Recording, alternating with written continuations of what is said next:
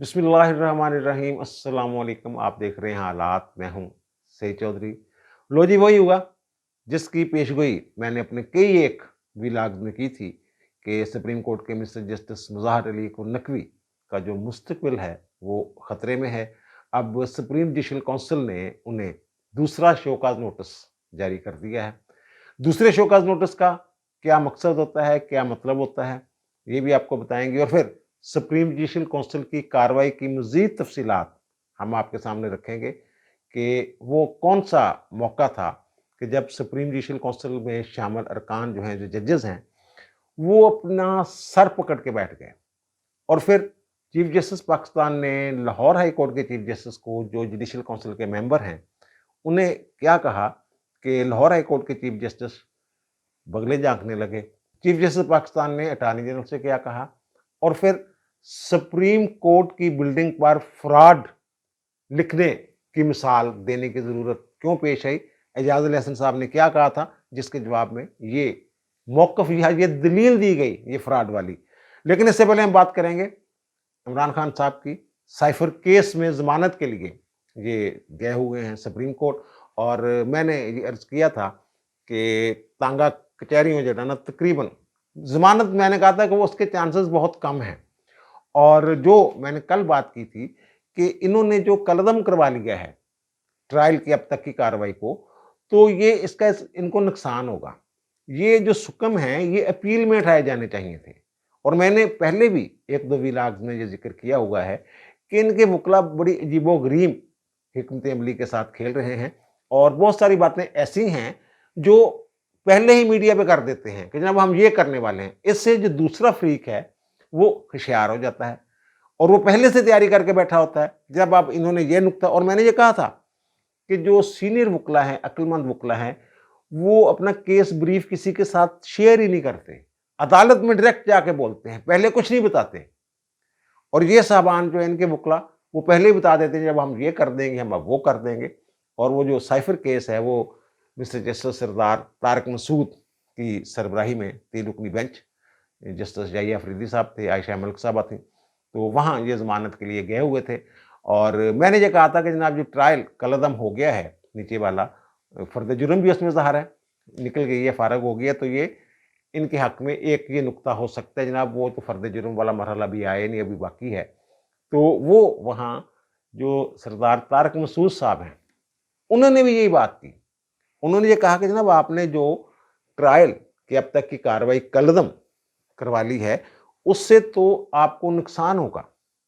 उन्होंने कहा हम तो ज़मानत की दरख्वास्त की समाअत कर रहे हैं, लेकिन वैसे उन्होंने ये बताया कि जनाब उससे होगा कि जो कमी बेशी रह गई है, जो कानूनी सुकम हैं, जो कानूनी बहाम हैं ट्रायल के दौरान, तो उनको तो फिर आगे जाके आपको इस्तेमाल करना चाहिए था। अब वो कहते हैं कि इस्तिगासा जो है, जब दोबारा ये ट्रायल शुरू होगा, तो जो सुकम रह गए हैं, जो आपके एतराज़ात थे, वो सारे दूर कर लेंगे और उनका केस मज़ीद पक्का हो जाएगा। फिर बहरहाल उन्होंने सरकार को भी, स्टेट को भी नोटिस जारी कर दिए हैं और वज़ारत दाखिला को भी नोटिस जारी कर दिए हैं। जो भी मुद्दा अलहन थे सबको नोटिस जारी कर दिए। फिर इनके वकील ने ये कहा कि जनाब आप ऐसा करें कि जनाब तारीख दे दें। उनका जनाब आप इसको स्पेशल केस ना बनाएं, मामूल के मुताबिक केस को चलने दें और जो सुप्रीम कोर्ट का दफ्तर है, रजिस्ट्रार ऑफिस, वो मामूल के मुताबिक तारीख मुकर्रर कर देगा, तो हम इसको सुन लेंगे। अब होगा क्या है इसमें? होगा ये कि ये 10, 15, 20 दिन तक केस नहीं लगना। जो रूटीन है, जो मामूल है, उसके मुताबिक यानी रजिस्ट्रार ऑफिस में दोबारा केस की फाइल गई वापस और फौरी तौर पे दोबारा केस लग गया, 15 दिन तो लग ही जाते हैं कम से कम। और जो प्रैक्टिस है, यानी दोबारा अगर केस लगना हो तो 15 दिन कम से कम बीच में होते हैं। तो 15 दिन बाद भी इस दौरान जो साइफर केस है, जो चल रहा है अदालत में, ट्रायल कोर्ट में, वो अबुल इस्नाद मोहम्मद जुल्करनैन की अदालत में, वो उस वक्त तक फर्द जुर्म आयद हो चुकी होगी। और जब ये दोबारा जाएंगे सुप्रीम कोर्ट में, तो सुप्रीम कोर्ट कह देगी जनाब तो फर्द जुर्म आयद हो गई है, तो अब तो इंतज़ार करें, जल्दी जल्दी ट्रायल ख़त्म करवाएं और जान छुड़वाएं अपनी। आप तो बेगना है, आप खुद कह रहे हैं कि हम बेगना है।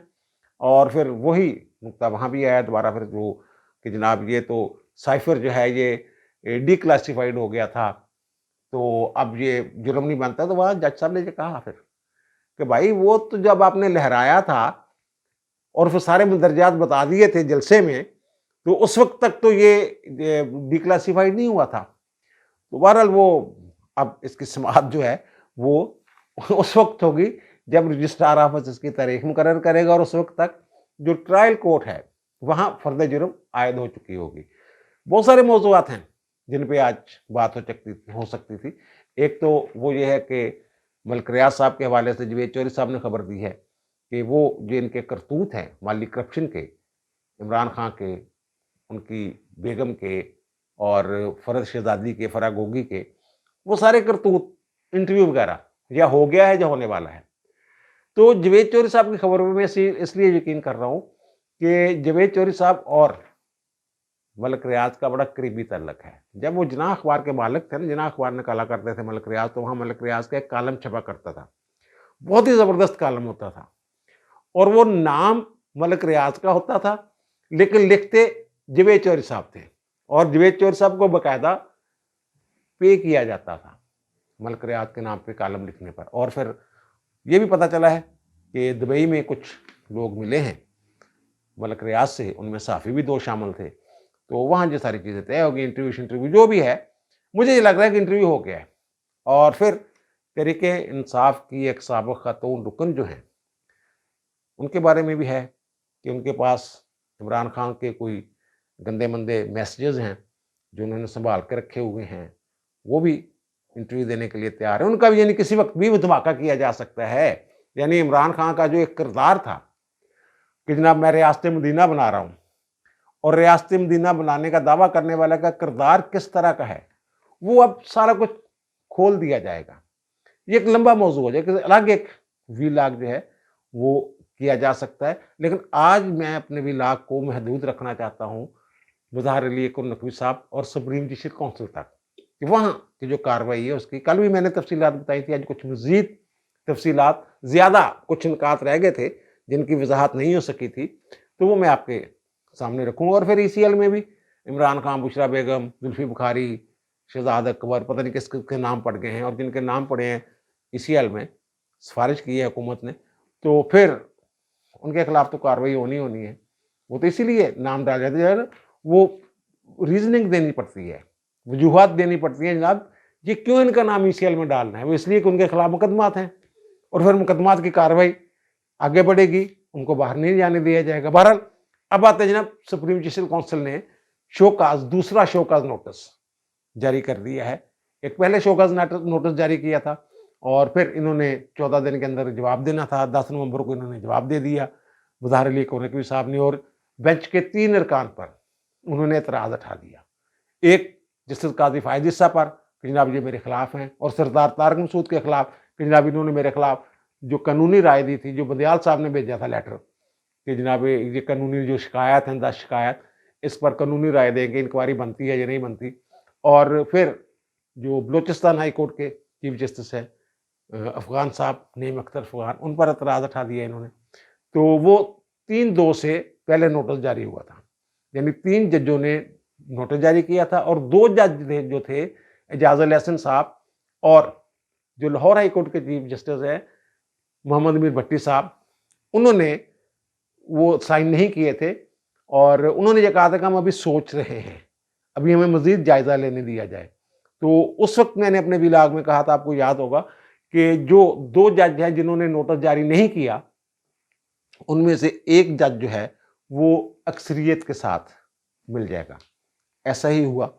محمد امیر بھٹی صاحب جو ہیں، وہ جو دوسرا شوکاز نوٹس جاری ہوا ہے مظہر نقوی صاحب کو، وہ ان ججوں میں شامل ہیں جنہوں نے نوٹس جاری کیا ہے. صرف اعجاز الاحسن صاحب ہیں جنہوں نے اس سے اتفاق نہیں کیا، اور انہوں نے کہا ہے کہ جناب یہ نہیں بنتا، اور 4/1 سے یہ جو نوٹس ہے یہ ان کو جاری کیا گیا ہے. اور اس کا مطلب کیا ہوتا ہے دوسرے شوکاز نوٹس کا؟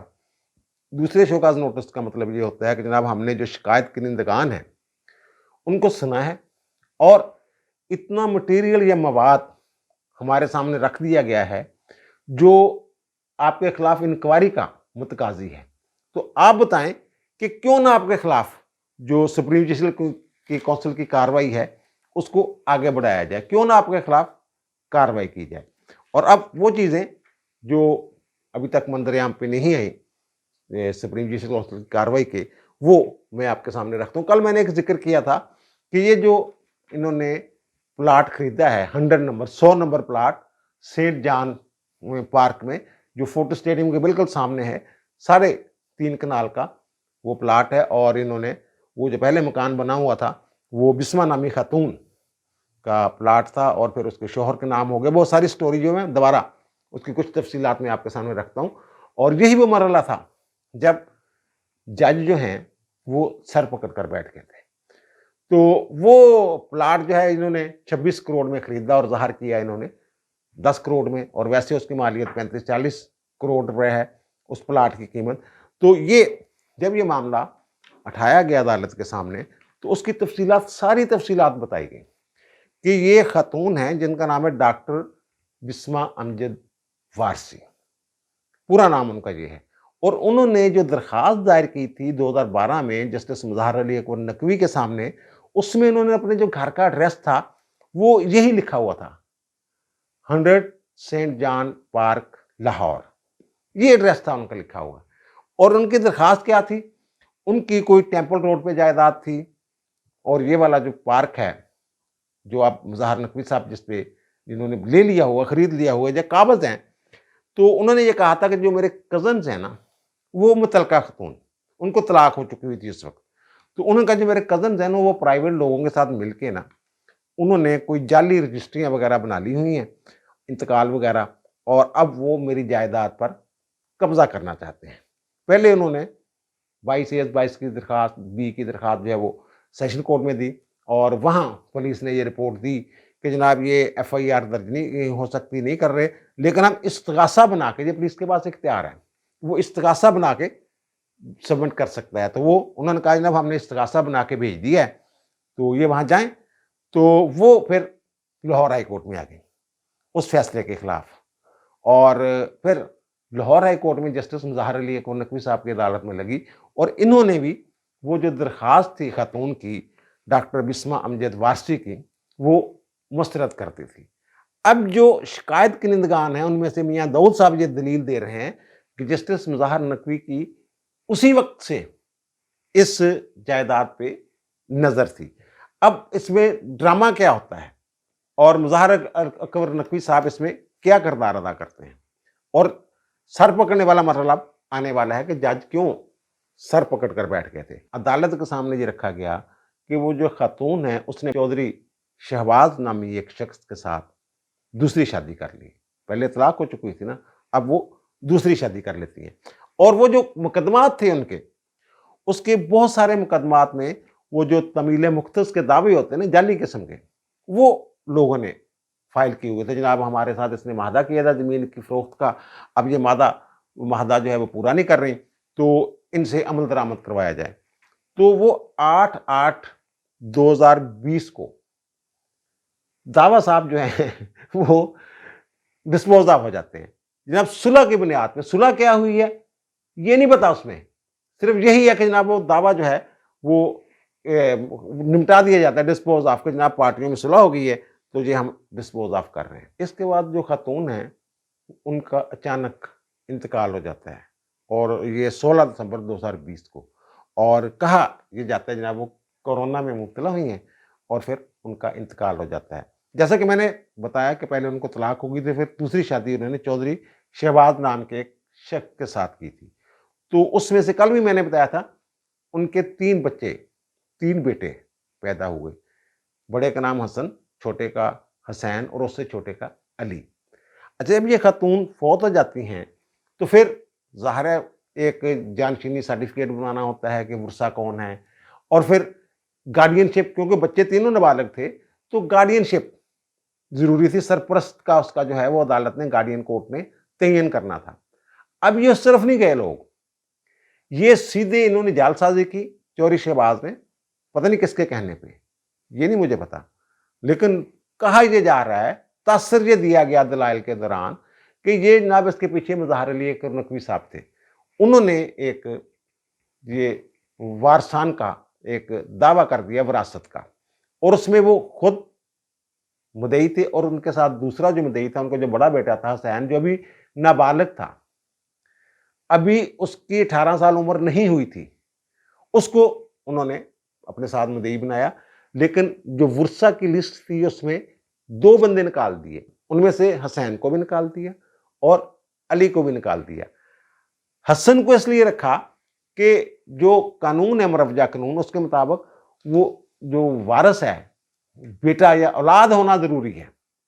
पूरी विरासत अगर आगे ट्रांसफर होनी है तो फिर एक वारिस का, औलाद का होना जरूरी होता है। तो वो उन्होंने फिर मजबूरन हसन जो हैं बड़े बेटे, उनको उन्होंने रख लिया साथ। और जो सिविल जज थे नईम सरवर साहब, उन्होंने वो डिग्री कर दी, ओके ठीक है भाई आप, और कानून ये है, और ये सुप्रीम जज को उसमें बताया गया, कानून ये है कि जो जायदादें हैं जिनकी विरासत मांगी जा रही है, तो जो मुतलका हकाम हैं रेवेन्यू के, जहां वो रजिस्टर्ड होते हैं वो डॉक्यूमेंट, उनको फरीक बनाना जरूरी होता है। लेकिन इस दावे में किसी को फरीक नहीं बनाया गया। एक फिरोजवाला में जमीन थी खातून की, उसके वो जो मुतलका जो रजिस्ट्रार है उसको नहीं बनाया गया। ये कंटोनमेंट बोर्ड को नहीं इसमें बनाया गया।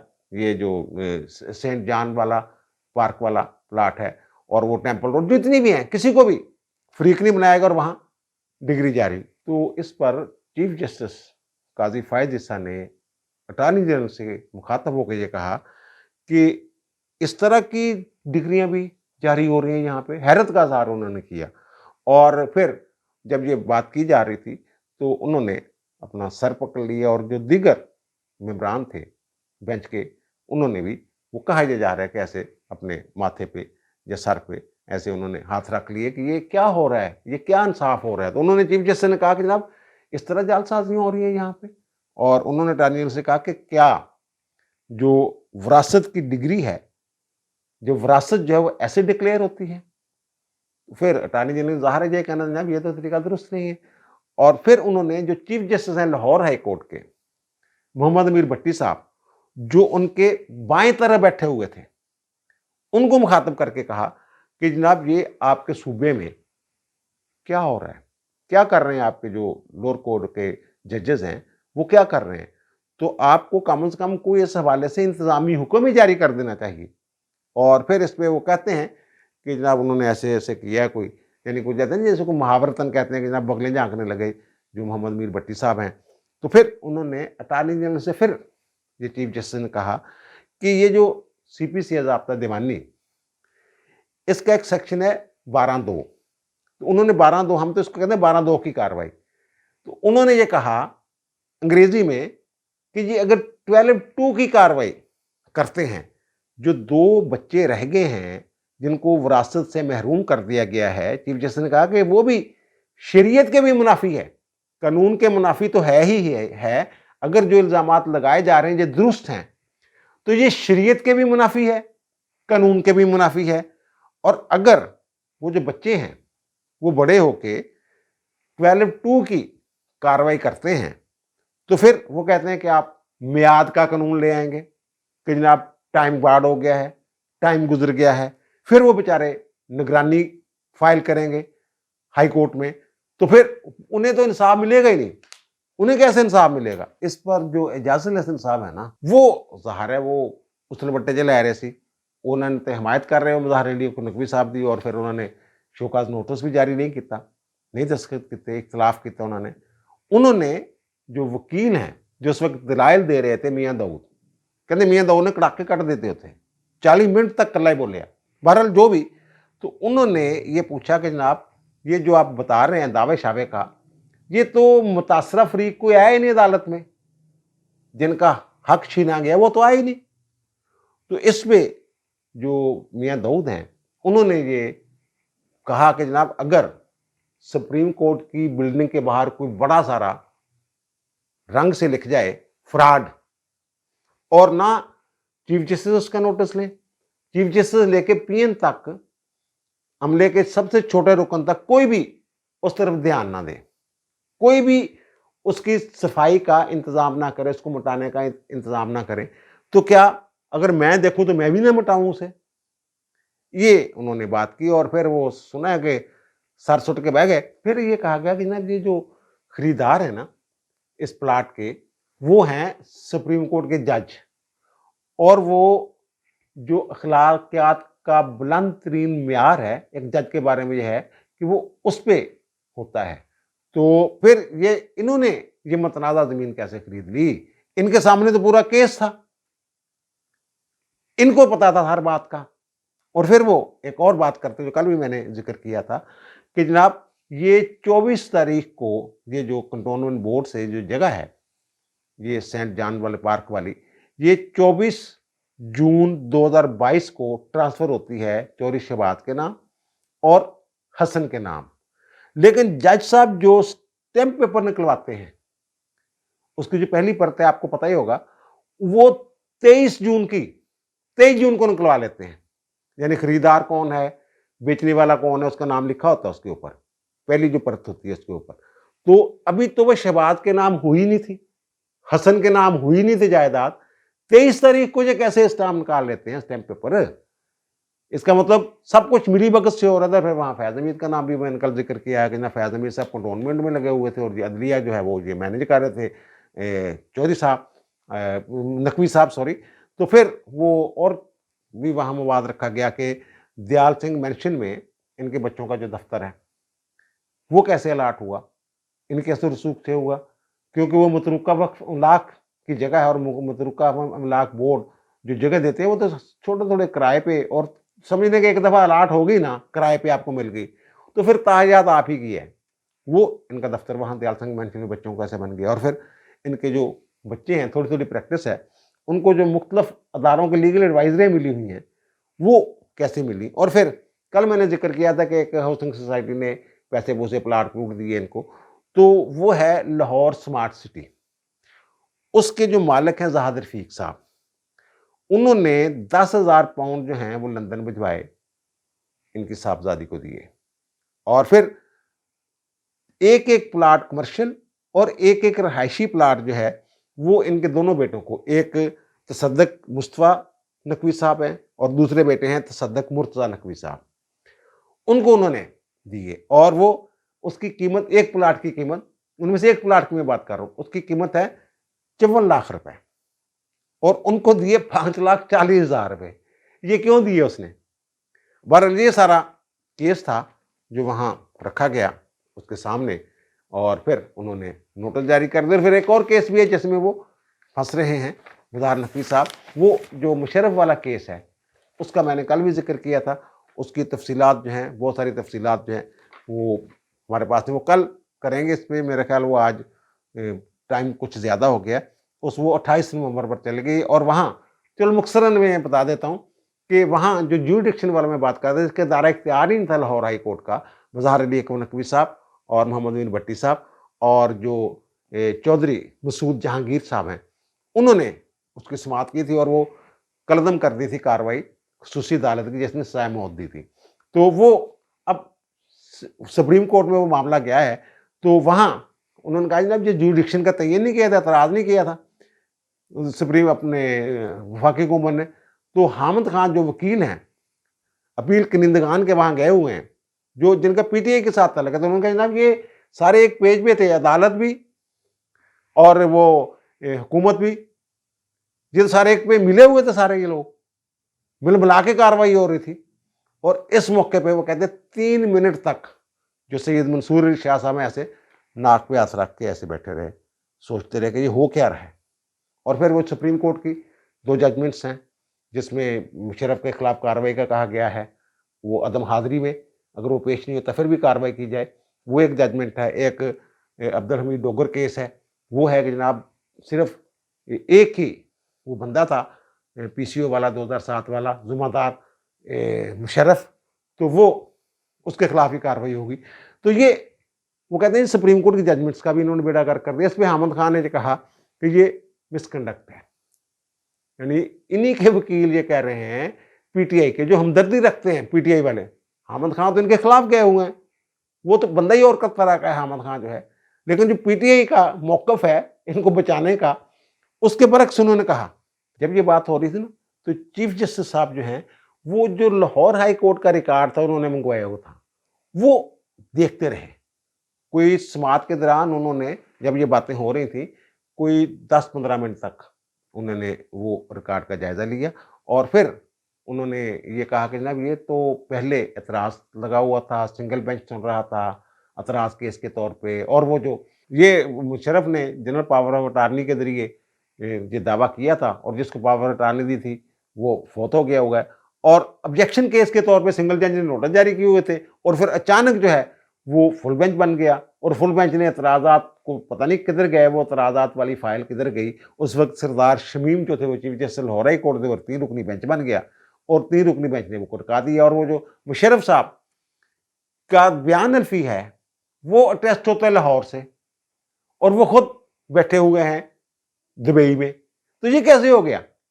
یہ سارے سوالات جو ہیں یہ ان ججوں کے مس کنڈکٹ کی طرف جاتے ہیں. بینچ کے 3 ارکان, ایک تو خیر ریٹائر ہو گئے ہوئے ہیں, 2 رہ گئے پیچھے, اور سردار بلکہ سردار جو شمیم صاحب چیف جسٹس وہ بھی ریٹائر ہو گئے ہیں.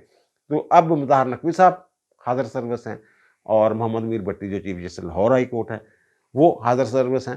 دیکھیں اس کیس میں آگے جا کے 28 نومبر کو کیا بنتا ہے. اب دیجیے مجھے اجازت, انشاءاللہ دوبارہ ملاقات ہوگی نئے ولاگ کے ساتھ. اللہ تعالیٰ آپ پر, مجھ پر, ہم سب پر مہربان رہے. اللہ حافظ.